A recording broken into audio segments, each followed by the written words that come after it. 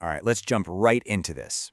When you look up at the night sky, it's easy to just see the moon as this quiet, peaceful rock floating up there. But actually, scratch that. We need to completely shift how we look at it. Welcome to this explainer.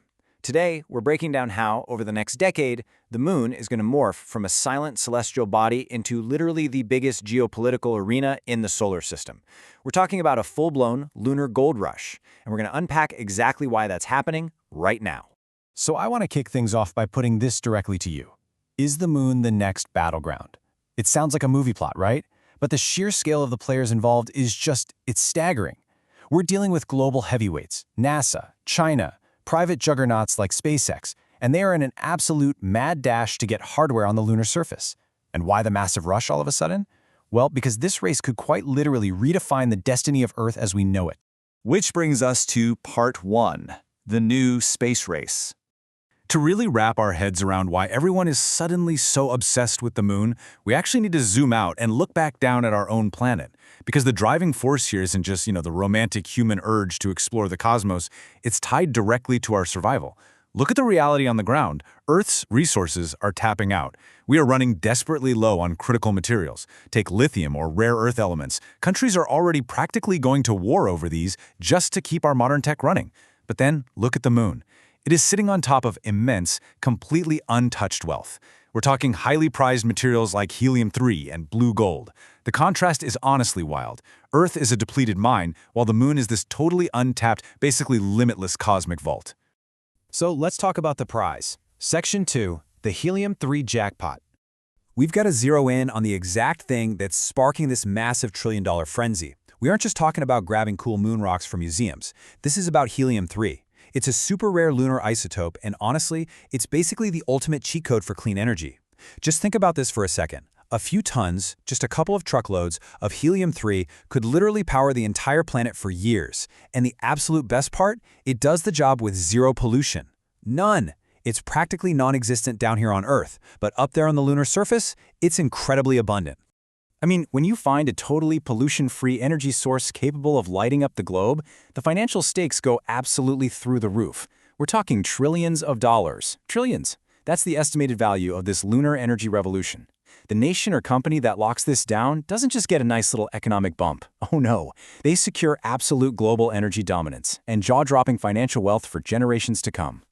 Moving on to Section 3, the cosmic gas station.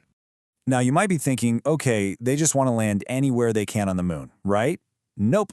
They are laser-focused on one very specific geography, the Lunar South Pole.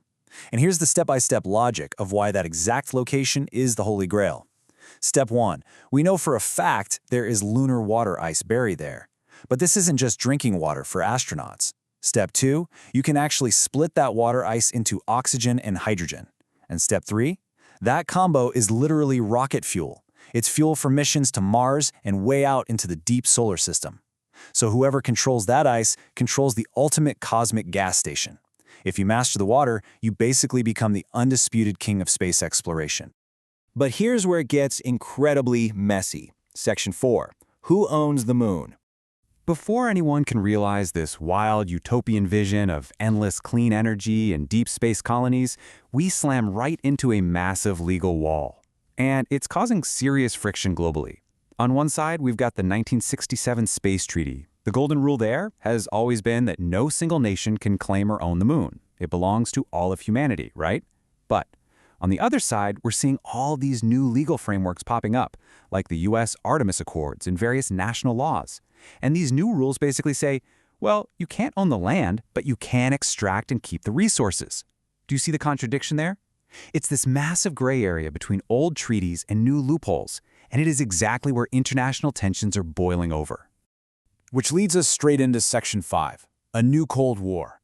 Because these legal loopholes, they aren't just boring theoretical debates for lawyers sitting in a boardroom somewhere. They are sparking very real, very hard-line geopolitical divisions, and we are watching those earthly divisions get projected straight onto the lunar surface right now. The world is factually splitting into camps. On one side of the table, you have NASA pushing its lunar goals forward with a massive coalition of international partners. On the other side, China and Russia have officially teamed up to build their own separate lunar base. We are looking at a clear-cut, undeniable alignment of global powers. It's essentially Earth's rivalries packing up and setting up camp on the moon. So, let's pull all these threads together.